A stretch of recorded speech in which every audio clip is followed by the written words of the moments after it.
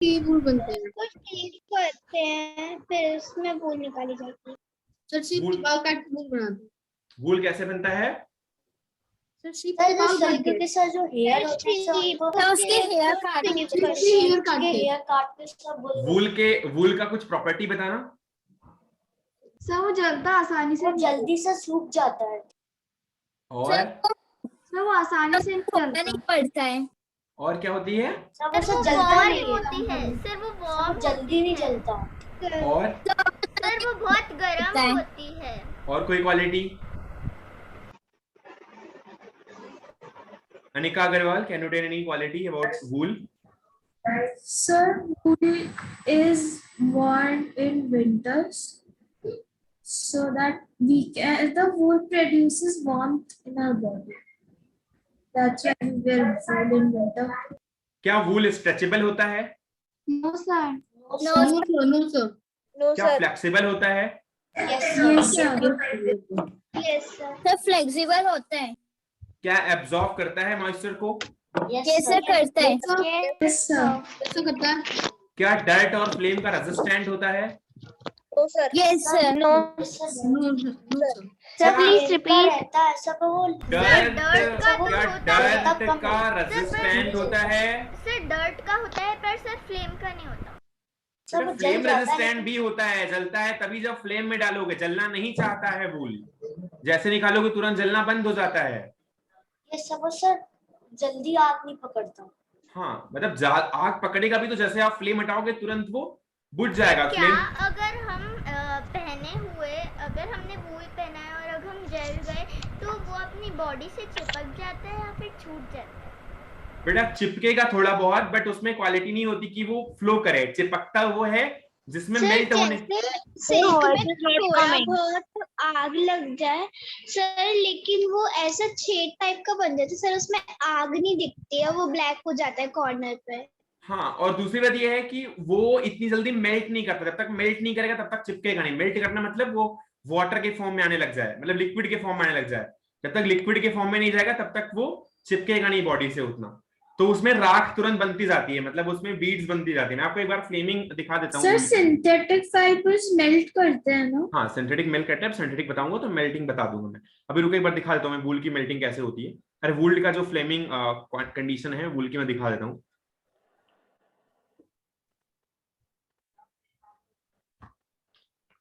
और बेटा चैप्टर आप जब तक इंटरेस्ट लेके नहीं पढ़ोगे नहीं समझ में आएगा। थ्योरेटिकल चैप्टर है और फिर आपके दिमाग से चीजें निकल जाएंगी। जब तक आप एक एक चीज घर में देखोगे नहीं, आप वूल जैसे वूल पढ़ रहे हो, आप घर पे वूल निकाल के देखोगे नहीं, ट्राई नहीं करोगे उस तरह से, तब तक फिर चीजें नहीं आएंगी बेटा।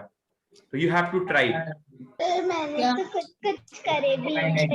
कॉटन की बात चल रही है तो कॉटन को एटलीस्ट आपको देखना चाहिए कि कॉटन में क्या क्या दिख रहा है आपको। कॉटन में क्या क्या देखा? किसी ने कोई बताएगा कॉटन में क्या क्या देखा? Sir it is very common fibre. Sir जब वो मतलब वो पेड़ से निकलता है सर, उसमें पिकिंग की जाती है सर। नो सर, जब वो पेड़ से उतरते हैं सर उसमें पिकिंग होती है। क्या होती है? पिकिंग। सब पिकिंग। सर जो उनके सब बॉल्स होते हैं सर, हम उनको निकाल के सर एक बास्केट है सर, उसमें सर डाल देते हैं सर, उस प्रोसेस को सब पिकिंग कहते हैं। और क्या पढ़ा एक कॉटन के बारे में? सर अंदर से कंफर्टेबल होता है सर, बाहर से भी कंफर्टेबल होता है। और sir it is Cotton soft है। Sir it is very stretchable and relaxable. फट जाता है जल्दी। और एंड से वो फटता भी नहीं है जल्दी। फट जाता है कभी कभार सर, कॉटन जल्दी फटता है। कॉटन में तो बहुत ज्यादा फटने का टीयरिंग स्ट्रेंथ बहुत कम होती है, फट जाता है। चलो ये वूल का टेस्ट है, एक बार देखना है आपको। वूल का बर्निंग टेस्ट है, मैं दिखा रहा हूँ कैसे वूल जलता है। अगर आप वूल को सामने ले जाओगे फ्लेम की, अगर आपने आगे कैंडल रखी हुई है तो this is the wool burning test. ये देखो, बाहर निकालोगे तुरंत बंद हो जाएगा, तुरंत। ये ज्यादा बहुत नॉर्मल थोड़ा सा जलेगा, बंद हो जाएगा। इसको आप करके घर पे देख भी सकते हो, बहुत इजी है करना। ठीक है सर मैंने कर चुकी। अच्छा, अब आप एक बात बताओ, अगर आप वूल की बत्ती बना के आप दीपावली पे लगा दो तो कितनी देर तक जलेगी वो? सर बहुत कम, आधे बहुत सेकंड। बहुत दिक्कत होगी ना, वो क्या क्या आप बत्ती बना के लगा रहे हो और आप वूल लगा दो। सर फिर तो मिट्टी का तेल डालना पड़े। बेटा मिट्टी का तेल भी डालोगे तो उतना अच्छा फ्लो वूल में नहीं होता। वो फ्लो जो अंदर होता है ना लिक्विड का, या जो आपका, आपको क्या लगता है कि मिट्टी का तेल जादू हो जाता है कि एक साइड से, एक साइड लगा के रखो आग और दूसरी के साइड से? कॉटन अच्छे से चलता है क्या सर? कॉटन सर एक बार से वो अच्छे से बेटा, बचपन में मैं भी सोचता था कि ये क्या जादू होता है क्या, कि जब दीपावली पे हम लगाते हैं या फिर हम कभी भी दिवाली जलाते हैं तो हम देखते हैं कि एक साइड आप लगा रहे हो आग और दूसरी साइड पीछे की तरफ लिक्विड आपका जो भी है ऑयल है, उसकी वजह से पता चलता है पूरी पूरी रात जलता रहा। और जला क्या, वो छोटा सा पार्ट। वो नवरात्रि में होता है।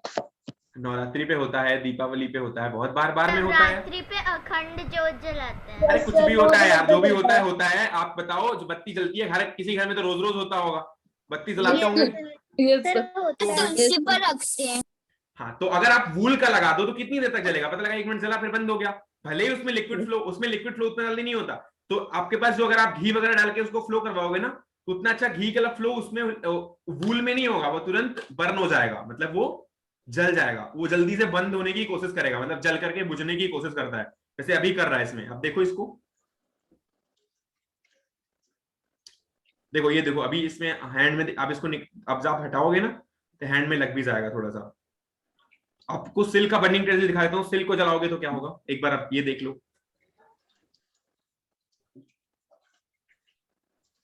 ये सिल्क है आपका और आप जलाने की कोशिश करोगे तो ये भी लगभग वूल की तरह से ही बिहेव करता है। ठीक है सर मेरे से ज्यादा जल जाता है। ठीक है। कॉटन थोड़ा अलग बिहेव करता है। कॉटन का मैं दिखा देता हूँ कॉटन कैसे बिहेव करता है।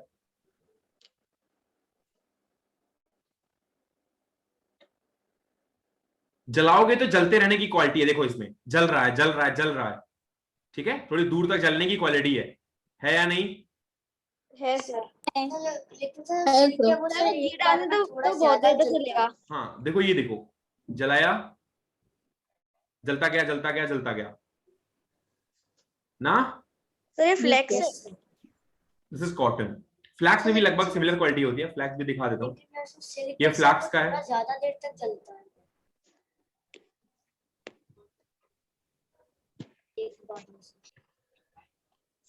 ठीक है, ये फ्लैक्स की क्वालिटी है। सर देखो बहुत जल्दी फ्लेक्स ज्यादा देर तक चलता है कॉटन। हाँ सर जैसे हम एक पेपर को जलाकर जैसे सर वो मुझे फटाफट से उसको सर ऐसे मतलब ऐसे चूरा बनाएंगे ना सर, उसका हाथ में सर उसमें से धुआं निकलता है।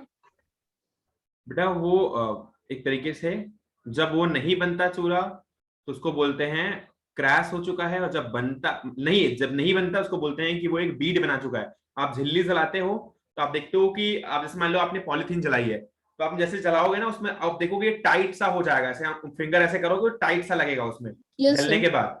तो वो एक तरीके का बीड होता है जो हार्ड बीड बनता है। हार्ड बीड का मतलब जो बीड बनती है या जो राख बनती है वो हार्ड होती है। इतनी जल्दी वो, मतलब अगर आप उसको उंगली से करोगे ना, मतलब ऐसे मसलने की कोशिश करोगे तो वो नहीं ऐसे जाएगा नहीं। लेकिन वही चीज अगर आप कागज जला के कर दो, तो अगर वही चीज आप कॉटन जला के कर दो तो ऐसे आप मसलोगे हाथ से तो वो राख छूट जाएगी उसकी।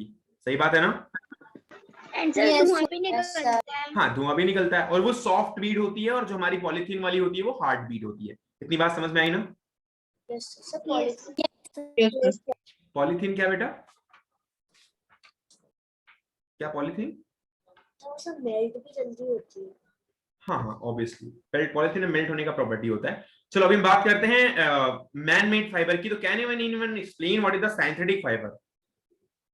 सर सिंथेटिक फाइबर और मैन मेड फाइबर को अगर जलाते हैं तो वो लिक्विड बन जाता है। सर मैन मेड फाइबर्स में पॉलिएस्टर भी आता है, पॉलिएस्टर एंड नायलॉन। क्या सिंथेटिक फाइबर को कहीं नेचर में नहीं पाया जा सकता है? नहीं सर, सिंथेटिक केमिकल से बना होता है। अच्छा, और कुछ सिंथेटिक फाइबर के बारे में बता सकते हो? Sir, it does not obtain from plants or animals. और कुछ? सर जब वो जलता है तो liquid So it is very long lasting.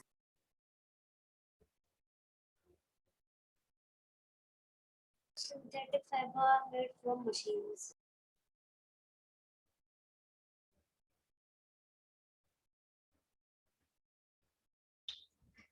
पहली बात तो साइंथेटिक फाइबर्स आर, लिखना पहले, साइंथेटिक फाइबर्स आर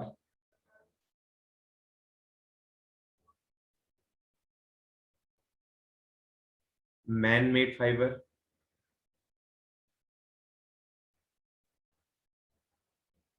ठीक है, ये आपका पहला पॉइंट है। दूसरा पॉइंट है they can not formed naturally, या they can not found naturally.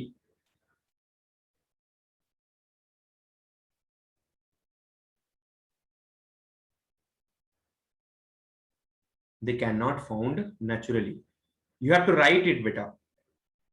They cannot form naturally. They cannot found naturally. They are made from machines. They are made from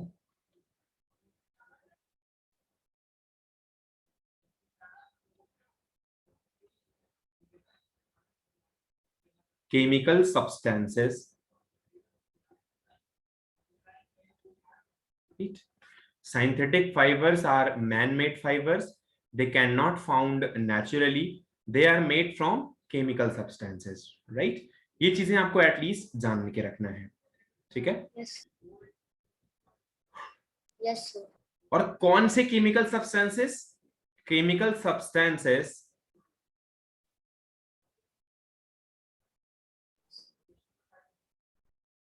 that are processed from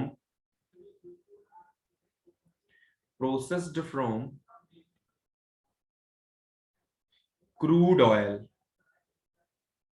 crude oil मतलब कोल होता है। Crude oil मतलब कोल होता है, जिससे आपका petrol, diesel, मिट्टी का तेल सब बनता है। एक ऑयल होता है जो जमीन के अंदर पाया जाता है।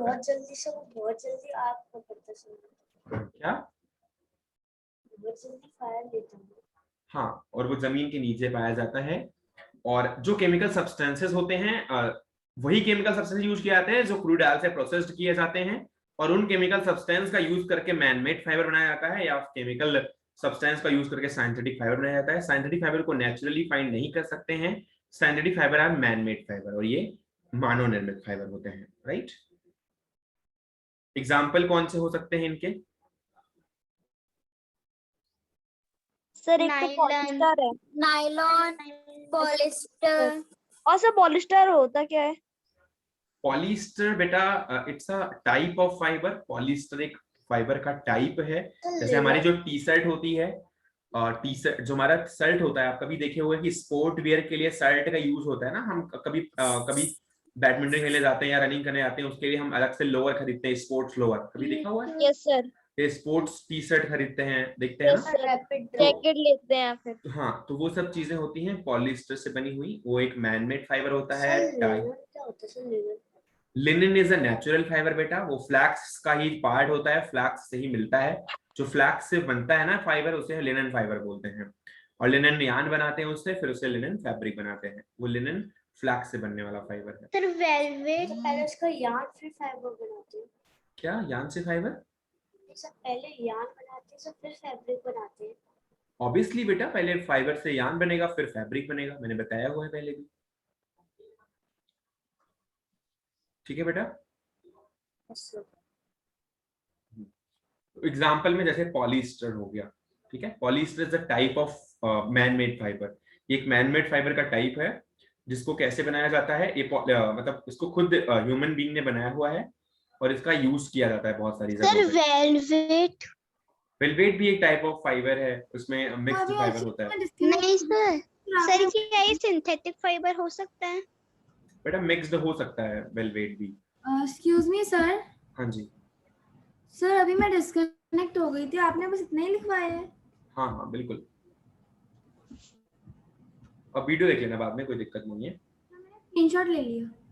ठीक है। तो पॉलिस्टर, फिर सर आप नायलॉन। नोट्स नहीं भेजते? बेटा नोट्स क्यों भेजूं मैं? क्लास में हर चीज बता रहा हूँ, तो नोट्स भेजना जरूरी है क्या? हर चीज नोट्स में? रिकॉर्डिंग भी आ जाती है। बात तो जो लिखना होता है। क्या आपके बाद? सर जो आप लिखवा सर जो सेकंड पॉइंट है वो क्या लिखा है? नायलॉन लिखा है सेकंड पॉइंट में। अच्छा, ऊपर सेकंड पॉइंट में क्या लिखा है यहाँ पे? they Yes, cannot sir. form naturally. They can not form naturally. और उसके बाद मैं रिकॉर्डिंग बेटा भेजता हूँ, फिर इसमें अब नोट्स की क्या बात है? अब एक एक चीज लिख के मैं भेजूंगा क्या? नो सर, आप नोटपैड पे लिख दो, उसी को भेज दिया करो। तो बेटा वो तो वीडियो रिकॉर्डिंग लेक्चर में चले ही जाते हैं सारी चीजें, फिर रिकॉर्डिंग क्यों भेजता हूँ मैं?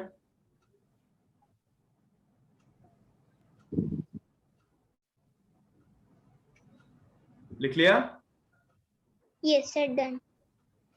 यस अच्छा, बनाया कैसे जाता है पहले आपको बता दूं मैं। जैसे कोई केमिकल सब्सटेंस है, ठीक है, तो इनको क्या किया जाता है? सबसे पहले मेल्ट किया जाता है। मेल्टिंग मतलब समझते हो आप लोग? Sir पिघलाना। पिघलाना।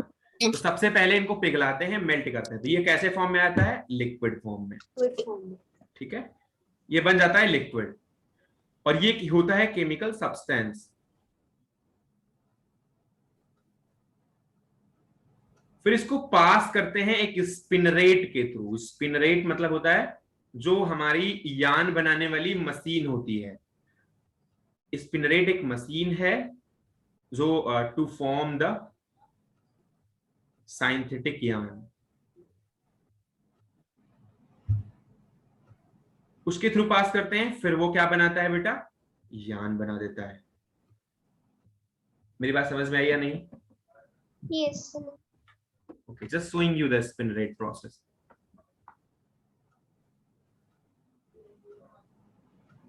Sir, which process? Spin rate, just wait beta. Okay sir.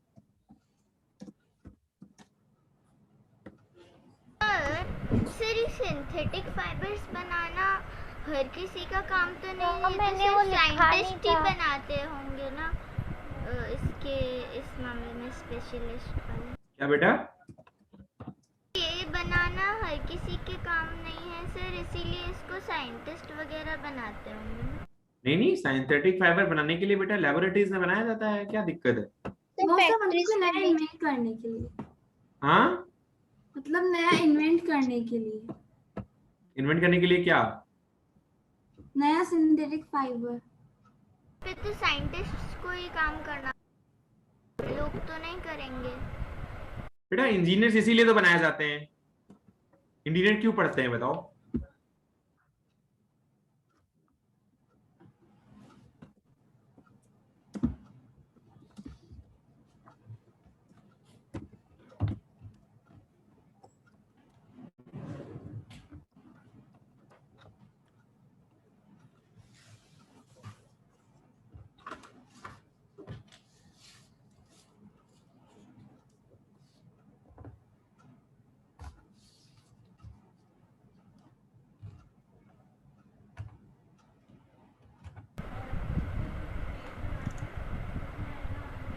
बेटा मैं दिखा रहा हूं आपको, ठीक है?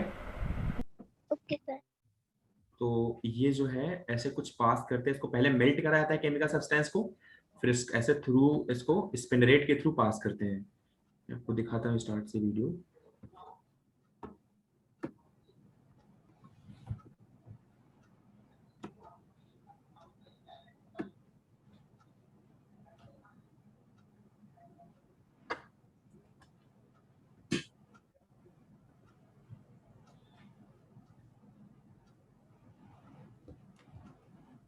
पहले केमिकल सब्सटेंस को ऐसे गला देते हैं, मतलब मेल्ट कर देते हैं हीट करके, फिर उसको पास करते हैं। देखो टेम्परेचर बढ़ा के पहले गला दिया उसको, ये देखो इसको पास करते हैं स्पिनरेट को। तो ये स्पिनरेट है, इसके थ्रू जब यहां से पास करता है तो ये नीचे देखो यान बन के नीचे गिर रहा है, मतलब ये यान की तरह से। अब इसको सुखा देंगे। अरे कभी किसी ने घर में सेवई बनाते हुए देखा है? क्या? यस मैंने सुना है, देखा नहीं है। कभी घर में सेवई बनाते हुए देखा है किसी ने? Yes sir, देखा है। No sir. जब उसके अंदर से सेवई के अंदर से जब मतलब मशीन के अंदर से पास करते हैं, छोटी छोटी ऐसे सेवई निकलती है ऐसे बाहर की तरफ, जैसे यहाँ पे निकल, देखा हुआ है ना? Yes sir. तो ऐसे ही होता है, ऐसे मेल्ट। वहां पे भी आटा या फिर मैदा मिला के ऐसे उसको मशीन में डालते हैं, बाद में उसको पास करते हैं तो उस होल से जब वो पास करता है ना, जैसे होल से देखो ये बड़ा बड़ा ऐसे लच्छा बना देता है, ऐसे सेवई ऐसे ही तो बनती है। Yes sir. तो उसी तरह फाइबर में भी होता है।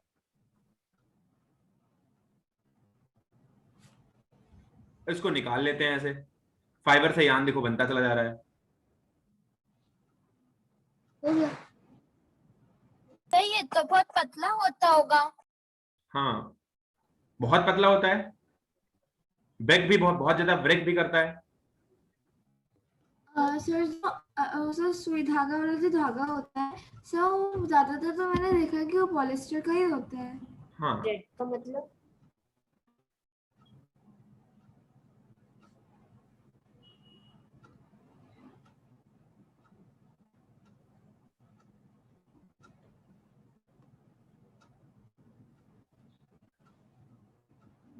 ऐसे बनता चला जाता है, बनता चला जाता है। अब ये यान बड़ा सा बन जाता है, उसको यूज करते हैं फैब्रिक बनाने में। कोई दिक्कत? No, sir. No sir. Sir no sir.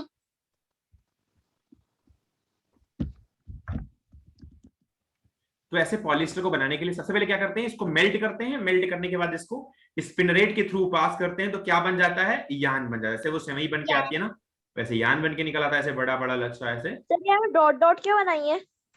ये तो यार मेल्टेड स्टेट है या फिर एक लिक्विड स्टेट है, ये केमिकल है, तो मेल्ट होकर वो ऐसा। या लिक्विड स्टेट। अब इसको पास करेंगे स्पिनरेट तो जहां से पास किया था। लिक्विड स्टेट सेम ही होता है।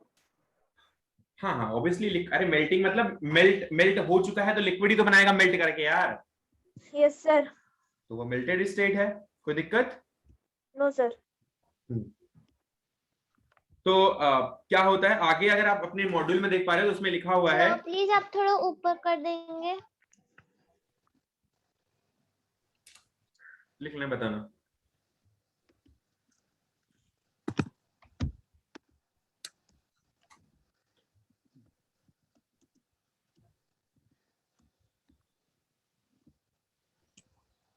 सर लिख लिया। लिक्विड स्टेट की बात क्या लिखा है? अच्छा कुछ नहीं कुछ।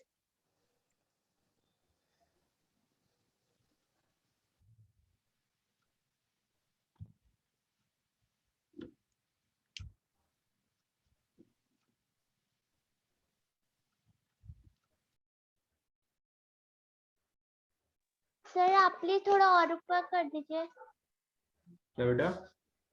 सर थोड़ा और ऊपर।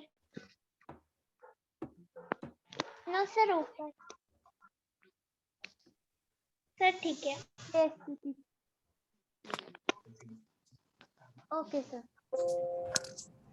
समझ में आ रहा है ना? कोई दिक्कत तो नहीं? नहीं सर। सर कोई दिक्कत सर नहीं नीचे कर दो। थैंक यू यार। हो गया? सर थैंक यू क्या बोल रहे हो? अरे लिख लिया, बड़ा काम किया।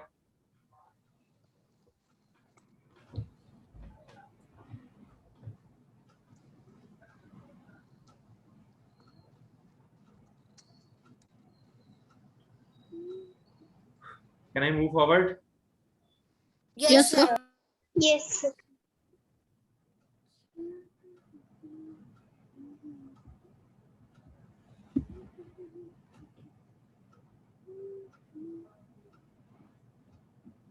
सर सर जब हम फ्रिज खोलते हैं तब उसमें से गैस जैसी निकलती है, थोड़ी थोड़ी दिखती है सर। वो कौन सी गैस होती है? क्लोरोफ्लोरोकार्बन, या फिर उसमें क्लोरोफ्लोरोकार्बन वगैरह होती है, तो वो CFC। हाँ, और उसके साथ साथ वो आपकी क्या कहते हैं, सब्सटेंस, जो भी सब्सटेंस आप उसमें रखते हो ना, उससे वो उसकी हीट को एब्जॉर्ब करता है। ठीक है? कभी कभार सर जब अपन लोग तभी वो ठंडा हो जाता पानी है, भरते हैं उसको किसी ले लेता है। कंटेनर में, तो सर उससे भी कुछ ऊपर से गैस जैसी निकलती है। किसके सर वो पानी से? मीथेन होती है। किसके पानी से? अगर हम लोग ज्यादा ठंडा पानी भरते हैं हाँ हाँ तो सर उससे भी कुछ गैस निकलती है। बेटा क्या बोल रहे हो? मेथेन होती है? कौन बोल रहा था? सर सर मैं मीथेन नहीं सर, मैं बोल रही थी कि जब हम लोग ज्यादा ठंडा पानी भरते हैं तो उसके ऊपर से कुछ गैस निकलती है। सर वो कौन सी गैस होती है? ठंडा पानी कहाँ से भरना है? सर जब बर्फ के बहुत ऊपर पानी ठंडा डालते हैं पानी। तो वो गैस निकलती है ना। सर बर्फ की जब ट्रे निकालते हैं उसमें से एक व्हाइट कलर का धुआं निकलता है। सर हाँ, जो अपन बर्फ में पानी डालते हैं वो निकलता है जब। सर जैसे कि सर हम अगर सर हम फ्रीजर को सब खोलते हैं सर वो ड्राई आइस होती है। सर हमारी ड्राई आइस तो बेटा सॉलिड कार्बन डाइऑक्साइड होती है, उसकी वो ड्राई आइस तो अलग चीज है और वो तो अलग चीज है। चलो फिर अपन डिस्कस कर लेंगे किसी दिन बैठ के इसको। अभी खत्म कर लेते हैं आपके चैप्टर, ये एक ही क्लास बची हुई है यार, और शायद आपके चैप्टर पूरा आ रहा है ये वाला, तो इसलिए मैं बता देता हूँ, नहीं तो फिर टाइम चला आप जाएगा। एक्सरसाइज भी करवा देना। एक्सरसाइज की मैं गारंटी नहीं ले दोनों सकता। चैप्टर आएंगे इस बार हाँ के टेस्ट ऑब्वियसली में। दोनों चैप्टर आएंगे, just right it down please. Yes sir. उसके बाद ये केमिकल सब्सटेंस मैंने ज्ञान बना दिया है। तो the chemical substance are first heated so that, आप एक बार मॉड्यूल देख सकते हो, उसमें लिखा है कि chemical substance are first heated so that they melt and then force through spinneret and have fine pores. जिसके पास छोटे छोटे से पोर्स होते हैं, मतलब छोटे छोटे से उसपे होल्स होते हैं, उससे पास करता है और वो यान बनाता है, जैसे मैंने आपको दिखाया अभी। The long thread that come out from these pores are allowed to cool and solidify. जो बाहर की तरफ निकल रही होती है उनको ठंडा करते हैं, तभी वो ठंडा होने की वजह से क्या होता है, टाइट हो जाता है। मतलब यान तभी तो बनेगा, नहीं तो अगर लिक्विड लचीला रहेगा तो कहां से वो ठंडा हो, कहां से वो बन पाएगा। तो इसलिए यान जो भी निकलता है या जो भी उसके ऊपर से पोर्स से जो भी सब्सटेंस निकलता है उसको ठंडा करते हैं और वो क्या होता है, यान में कन्वर्ट हो जाता है, जो कि सॉलिडिफाई हो जाता है। तो these threads are then twisted together to form the yarn which is ultimately used to make fabric। अब एक यान बेटा या फिर एक जो पार्ट निकला है वो तो यूज किया नहीं जाएगा कहीं यान बनाने में, या फिर किसी धागे को बनाने में। तो चार को हम जब ट्विस्ट करते हैं, जितने की जरूरत होती है, जितना मोटा हमें थ्रेड बनाना होता है, उतने मोटे को हम क्या करते हैं, एक में बाउंड करते हैं, और बाउंड करने की वजह से या ट्विस्ट करते हैं, ट्विस्ट करने की वजह से क्या होता है, वो मोटा यान बना लेता है और वो उसको हम आगे यूज कर लेते हैं। ठीक है, यस ठीक है। तो this synthetic cloth so formed is strong. ये साइंथेटिक क्लॉथ जो बनता है वो मजबूत होता है सर बेटा। हमने ज्यादा मोटा धागा ले लिया और उसी धागा हम लोग बनाने की कोशिश करने कोई फैब्रिक, तो सर उससे बन जाएगा बेटा? बन तो जाएगा, वो तो मशीन पे डिपेंड करता है, वीविंग मशीन होती है तो वीविंग मशीन से वो पास करेगा। वैसे तो एक पार्टिकुलर मतलब उसके थ्रेड की जो भी उसका क्रॉस सेक्शनल एरिया होता है या जो भी उसकी मोटाई होती है वो ऑलरेडी डिसाइडेड होती है कि कितनी मोटाई का हमें बनाना है। अब जैसे मान लो कोई गर्मी का कपड़ा बनाना है तो ऑब्वियसली उसके लिए पतला यान लगेगा, क्योंकि अब गर्मी के कपड़े में अगर आप मोटी सी जीन्स की कोई शर्ट डाल लो या फिर आप मोटे से किसी कपड़े का डाल लो या फैब्रिक का वो, या फिर जिसके थ्रेड्स बहुत मोटे मोटे हो, तो फिर उसमें प्रॉब्लम आएगी पहनने में। तो वो भी डिपेंड करता है कि कैसा फैब्रिक चाहिए। बन तो जाता है हर तरीके की चीजें को। अब मशीन जो हमारे पास अवेलेबल होती है उसकी एक रेंज होती है बेटा, कि वो किस रेंज तक बना सकता है। अब मान लो वो क्रॉस सेक्शनल एरिया या फिर जो भी हमारा थ्रेड है या फिर जो भी हमारे पास यान है वो ज्यादा मोटाई का नहीं हो मशीन बनाने का, तो फिर उसके अकॉर्डिंग फिर फॉलो करेगा। या फिर जो होल से पास करते हैं उन होल की भी जो हमारे पास जो भी उसका होल का जो भी थिक या जो मोटाई होती है वो भी डिपेंड करती है, तो उस पर भी मशीन डिपेंड करता है या उस पर भी यान डिपेंड करता है। तो वो डिफरेंट कंडीशन में डिफरेंट होता है। Okay sir. So this आगे लिखा हुआ है in the second paragraph you can see in your module, this synthetic cloth so formed is strong। ऐसा synthetic cloth जो बनता है इन thread से वो बहुत मजबूत होता है। Do not get wrinkled and dried easily। उसको जल्दी से, और वो wrinkled नहीं होता यानी कि खराब नहीं होता है, और वो जल्दी से सूखता है। However since they have lesser air sir space। लेकिन जब भी कोई सिंथेटिक फाइबर होता है हमें उसे आयरन तो करना पड़ता है। क्या सर जो सिंथेटिक फाइबर होता है वो रिंकल्ड होता है सर कभी कभार, तो उससे हमें आयरन तो करना पड़ता है बेटा, लेकिन आयरन हम उतना नहीं कर सकते उस पर, क्योंकि अगर मैं ज्यादा आयरन करूंगा तो वो मेल्ट हो जाएगा। व्रिंकल्ड मतलब जो आप आयरन होता है ना, अगर आप आयरन डाल रहे हो अपने फैब्रिक पे, अब जैसे आपके पास जो स्पोर्ट लोअर्स है, स्पोर्ट टी शर्ट वगैरह होती है, आप देखते हो कि उसको घर में बहुत ज्यादा प्रेस नहीं किया जाता, राइट? यस ठीक है, तो वो सिकुड़ता भले है। अगर यहाँ पे लिखा हुआ है कि दे आर नॉट, क्या लिखा था, does not get wrinkled and dries easily. बहुत ज्यादा सिकुड़ता नहीं। अगर आप धुल के डाल दो उसको, मतलब आप फैब्रिक को धुल के डाल दो, तो ऐसा नहीं कि उसको प्रेस करने की जरूरत पड़ती है, आप ऐसे ही पहन सकते हो अपने फैब्रिक को। अगर वो अच्छा पॉलिस्टर का है या फिर अच्छे साइंथेटिक फाइबर का है तो उतना सिकुड़ेगा नहीं वो, जितना कॉटन सिकुड़ जाएगा। कॉटन को आप जब तक प्रेस नहीं करोगे तब तक पहन नहीं सकते हो, लेकिन अगर आप लोअर आपने डाल दिया है तो आप उसको पहन सकते हो, उतना सिकुड़ता नहीं है वो, राइट? और अगर सिकुड़ गया भी है तो उसको ज्यादा प्रेस करने की कोशिश नहीं करते, नहीं तो वो मेल्ट होने के चांसेस होते हैं उसमें। क्योंकि अगर आप हीट दे दोगे, अगर आप टेम्परेचर दे दोगे तो उसकी टेम्परेचर की वजह से वो हो सकता है कि हाथ से सर हम प्रेस करते हैं तो सर वो खुद से भी गर्म हो जाता है। क्या बेटा? सर अगर हम हल्के हाथ से प्रेस हाँ, हल्के करेंगे हाथ तो से सर या उससे फिर भी गर्म हल्के हो हाथ से कर लो, या तो टेम्परेचर कम कर लो। हल्के हाथ से करना है, इससे अच्छा टेम्परेचर कम कर लो, तो वो प्रेस तो हो ही जाएगा ना। टेम्परेचर कम करने से मतलब आपका जो आयरन है, आयरन में होता है ना कुछ, उसमें टेम्परेचर सेट करने का बना हुआ होता है। तो उसका घुमाते हैं। हाँ, घुमाने का बना हुआ होता है ना, तो कॉटन के लिए अलग होता है, सिल्क के लिए अलग होता है, उसमें वही टेम्परेचर का फंक्शन होता है। जो कॉटन के लिए करता है वो ज्यादा टेम्परेचर पे कर सकता है, जो जीन्स के लिए करेगा वो भी ज्यादा टेम्परेचर पे करेगा, जो आपका पॉलिस्टर के लिए होता है वो भी उसमें बना हुआ होता है। अगर किसी किसी अच्छे आयरन में तो वो होता है कि पॉलिस्टर का, पॉलिश जब उठा के कर दोगे ना उस पॉइंटेड को, तो वो उठा के टेम्परेचर सीधे कम कर देगा, रिड्यूस कर देगा, तो टेम्परेचर कम हो जाएगा, फिर आपका जो फैब्रिक होगा वो हार्म नहीं होगा। सर जो सिंथेटिक फाइबर होता है वो कितने डिग्री सेल्सियस पे पिघल जाता है? बेटा हर किसी का अलग अलग होता है, वो टीजी और टीएम का कॉन्सेप्ट होता है। तो ग्लास ट्रांजिशन टेम्परेचर और मेल्टिंग टेम्परेचर, तो बेटा वो आपके सिलेबस में नहीं है, तो I can not discuss that. TG और टीएम होते हैं दो अलग अलग चीजें, वो क्लास 6 में तो इसलिए नहीं है, इसलिए मैं नहीं बता सकता वो। सो आगे आपके पास है, however since they have lesser air space within them, the fabric does not absorb sweat and is unsuitable for use in the hot and humid climate। और क्योंकि उनके पास ज्यादा स्पेस नहीं होते हैं, इसलिए उनको हम उनमें ज्यादा अपना जो पसीना होता है या फिर जो भी हमारे पास स्वेट निकलता है वो एब्जॉर्ब नहीं होता। एब्जॉर्ब नहीं होने की वजह से क्या होता है, प्रॉब्लम हमें आती है। जब हम ह्यूमिड कंडीशन में रह रहे हैं या फिर गर्मी के मौसम में अगर हम पहन रहे हैं ऐसे सिंथेटिक क्लॉथ्स को, तो वो फिर हमारे अंदर से जो भी निकलेगा स्वेट उसको एब्जॉर्ब नहीं करेगा, जिसकी वजह से प्रॉब्लम आती है हमें। ठीक है, आर यू गेटिंग मी और नॉट? सर अगर हम लोग उसे गवार पहनने तो सर उससे कोई दिक्कत नहीं होती? बट दिक्कत तो नहीं होती है, बट अनकंफर्टेबल होता है ना उसमें। आप अगर स्वेट अगर वो एब्जॉर्ब नहीं कर रहा तो दिक्कत है ना हमारे लिए। अब कॉटन में तो पहन लिया तो स्वेट एब्जॉर्ब नहीं करेगा, वो स्वेट एब्जॉर्ब कर लेगा। अब कॉटन की शर्ट, आप होजरी की शर्ट पहनो, उसमें स्वेट एब्जॉर्ब हो जाता है इजीली। लेकिन आप जब पहनते हो किसी सिंथेटिक का, आप देखते हो कोई जो रनिंग करने जाते हैं या फिर जो बैडमिंटन खेलने जाते हैं या फिर बाहर खेलने जाते हैं, उनको देखते हो कि उनमें जब वो वापस लौटते हैं सिंथेटिक क्लॉथ से तो पूरे भीगे हुए होते हैं स्वेटिंग से। ऐसा होता है ना, रीजन वही होता है कि उनका क्लॉथ जो होता है वो एब्जॉर्ब नहीं कर रहा होता है उसको। सर वो कॉटन के पहन ले तो कॉटन के पहले तो एब्जॉर्ब करेगा उनका, फिर कपड़ा गंदा हो जाएगा रोज रोज। मतलब वो अगर आके नहा लें रोज रोज घर पे तो उनके कपड़े में कोई हार्म नहीं पहुंचने वाला है। लेकिन अगर वो कपड़ा अगर कॉटन का पहन के चले गए खेलने, तो पहली बात तो स्ट्रेंथ की दिक्कत आएगी, फट सकता है। दूसरी बात, स्वेटिंग जब होगी तो कॉटन में एब्जॉर्ब हो जाएगा वो, और कॉटन में एब्जॉर्ब हो जाएगा तो फिर रोज रोज धुलना पड़ेगा उनको, राइट? अब यार रोज दिन भर में अगर एक बार अपना कपड़ा भिगो दो तो कितने दिन चलेगा वो? मेरी बात समझ में आई या नहीं? सर कपड़ा ही सब फट जाएगा वो सर, वही तो मैं बोल रहा हूँ। सर पूरा। ओके, अच्छा एक बात बताओ, क्या आपको पता है what is blending? No sir. Mix करना सर, आपने बताया था। मिक्स करना। तो उसको मिक्स कर। What is the need of blending? Sir दो फाइबर्स को अगर आप लोग मिक्स करते सर हैं दो बहुत सारे फाइबर्स मिक्स करना।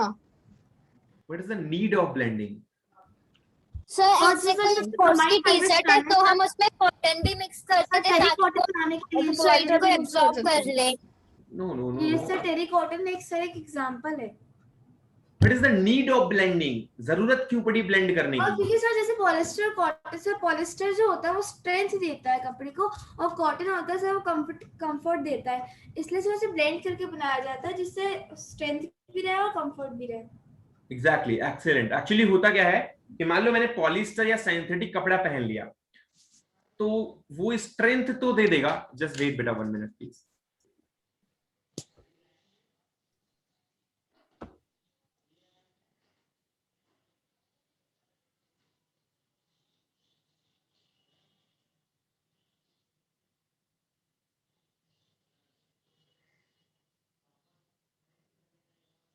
क्लास में बात करेंगे।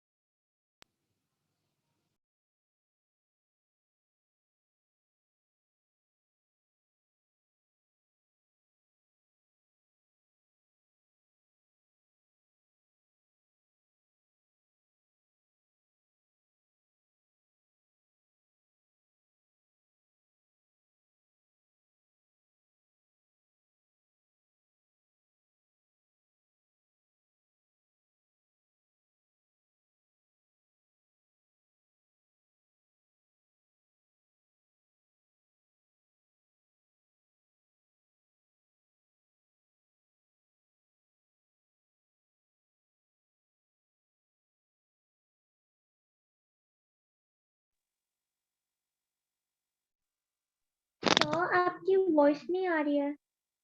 But I am not saying anything. हाँ, तो बेटा होता क्या है, ब्लेंडिंग का मतलब क्या होता है, दो अलग अलग टाइप के फाइबर का एक साथ मिक्स करना। होना कब होता है इसको, या कब मिक्स करते हैं, जैसे मान लो हमारे पास कॉटन अवेलेबल है, तो कॉटन में ये तो प्रॉपर्टी है कि वो हमारे स्वेट को एब्जॉर्ब करेगा और हमें कंफर्ट देगा। अब आप देखते होगे कि कभी कभी आप, जैसे आपने जैसे कोई चीज आपने पहनी है, या कोई शर्ट पहनी है जो, या आपने ब्लेजर कभी पहनी है, या आपने कभी जैकेट पहनी है, या मान लो आप स्वेटर पहना है आपने, तो आपने कभी देखा होगा स्वेटर, क्या कभी ऐसा होता है कि स्वेटर के नीचे कुछ ना पहना, सीधे स्वेटर पहन लिया? No sir. No sir. Sir cotton का कुछ भी पहनते हैं। अच्छा, ऐसा क्यों होता है कि आप आप स्वेटर अकेले अगर पहन लोगे, मान लो कम ठंडी पड़ रही है तो स्वेटर अकेले पहन लो, क्या दिक्कत? अनकंफर्टेबल होता है सर वो। अनकंफर्टेबल होता है। हाँ अपन पहन सकते हैं सर वो चुभेगा। आपकी बॉडी में वो टच करेगा तो आपको अनकंफर्टेबल फील कराएगा। दूसरी बात यह है कि वो आपकी बॉडी को हार्म भी कर सकता है, और आपको जैसे खुजली वगैरह भी होगी अगर आप डायरेक्ट पहन लेते हो सीधे सीधे स्वेटर।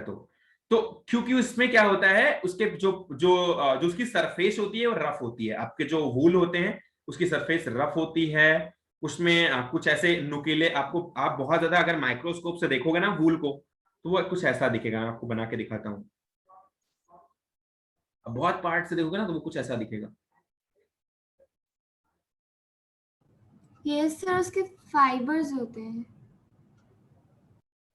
उसमें से छोटी छोटी ब्रांचेस बनी होती है, राइट भैया? जब कांटा लगा है, जब कांटा है आपके फैब्रिक में, तो ऑब्वियसली आपको दर्द देगा वो, या फिर आपको थोड़ा बहुत खुजली तो देगा। अब कांटा छोटा है तो नहीं दिखाई पड़ता है, नहीं दिखाई पड़ता, लेकिन ऑब्वियसली आपको एटलीस्ट वो महसूस तो होगा ना, फील तो होगा ना कि हमारी बॉडी पे कुछ है, तो वो आपको कंफर्ट नहीं फील करवाएगा। तो आप जब स्वेटर अकेले पहनोगे तो वो क्या करेगा, अनकंफर्टेबल फील करवाएगा।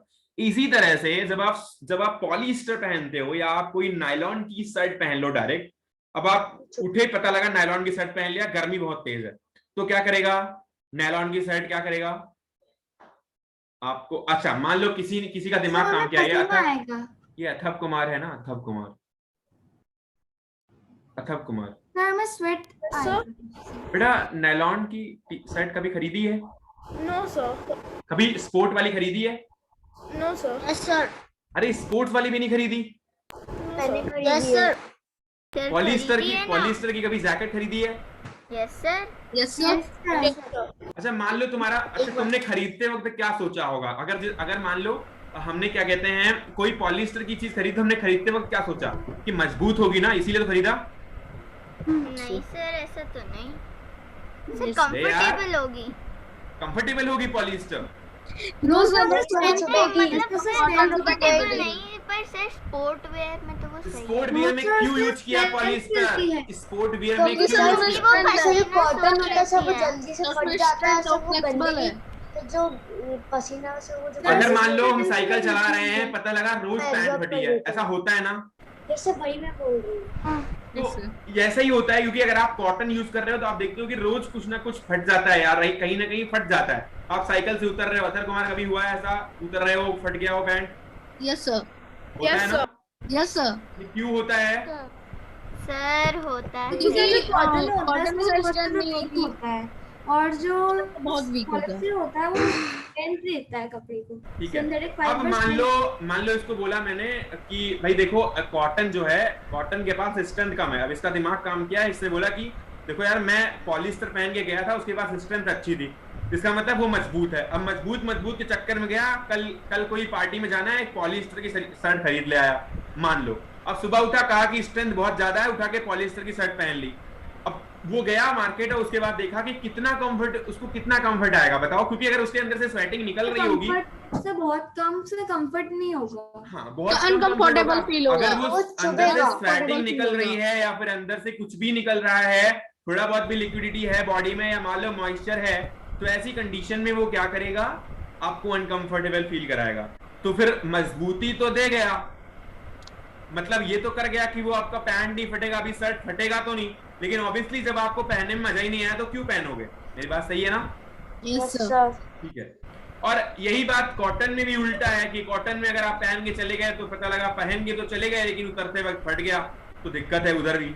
तो दोनों में दिक्कत है। सर हम दोनों को मिक्स कर देते हैं। तो अगर मैं दोनों को मिक्स कर दूं तो एक हमें फायदा मिल जाएगा कि स्ट्रेंथ मिल जाएगी पॉलिएस्टर से, कंफर्टेबल फील होगा। तो कंफर्टेबल फील फील होगा होगा कॉटन की वजह से। तो दोनों यूज कर लिया हमने, कॉटन और पॉलिएस्टर दोनों। तो अभी हमें मजा आया, तो इसीलिए ब्लेंडिंग करते हैं। और ब्लेंडिंग करने के और भी रीजन है, मैं आपको बता रहा हूं एक आध बात। एक ब्लेंडिंग में मान लो, एक आपके पास ध्यान से समझना बेटा,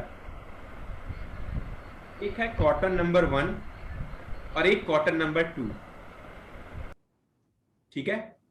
अब कॉटन नंबर 1 का मतलब जो कपड़ा है या जो इसका जो यान है वो है 5000 रुपए केजी, और इसको बनाने का जो यान है वो केवल 1000 रुपए केजी है। आप क्या करवा रहे हो? मैं जस्ट अभी आया, मींस कि अभी भैया आप हम नहीं करवा सकते ना, वीडियो रिकॉर्डिंग देखना। तुम अभी आए तो वही भी शुरू करवा दें यार।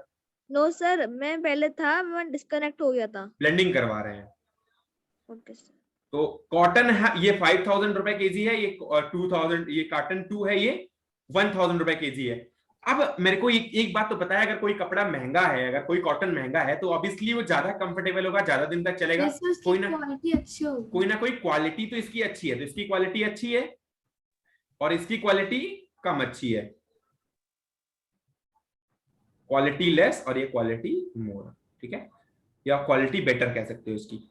तो अभी हमारे पास बेटर क्वालिटी का कॉटन नंबर 1 है और लेस क्वालिटी का कॉटन नंबर 2 है। अब मेरे पास 2 टाइप के यान अवेलेबल हैं और मेरे को कपड़ा बनाना है मान लो, तो मैं क्या कर सकता हूं, या 2 टाइप के फाइबर अवेलेबल हैं पर मेरे को कपड़ा बनाना है, फैब्रिक बनाना है।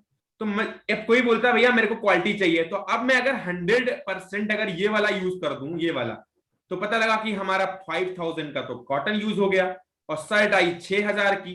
अब अगर प्रोसेसिंग फीस ले लो, उसके बाद टैक्स वैक्स मिला लो, 7-8 हजार के पड़ा। 7-8 हजार का कौन खरीदेगा कपड़ा? मेरी बात समझ में आई? लेकिन उसको तो चाहिए क्वालिटी। अब मैं अगर ये वाला यूज कर दूं तो बोलेगा भैया क्वालिटी नहीं मिली मेरे को। अगर मान लो मैं सब प्रोसेसिंग फीस वगैरह लेकर देखूं, मैन्युफैक्चरिंग कॉस्ट वॉस्ट मान लो 1700 की शर्ट पड़ी, लेकिन इसके पास क्वालिटी ही नहीं है। जब ये पहना तो पता लगा इसको कंफर्ट फील नहीं है। क्या क्या बोला थैंक यू सर। कौन बोला? सर पता नहीं सर कौन बोला। सर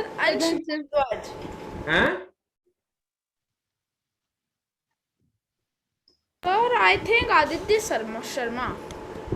आदित्य शर्मा बेटा मिलेंगे, कोई बात नहीं। अब दिक्कत ये आई कि मेरे को ब्लेंडिंग यहाँ बोल रहा। नहीं ठीक है, बोलो बेटा, कोई बात नहीं, चलो जो भी है हो गया।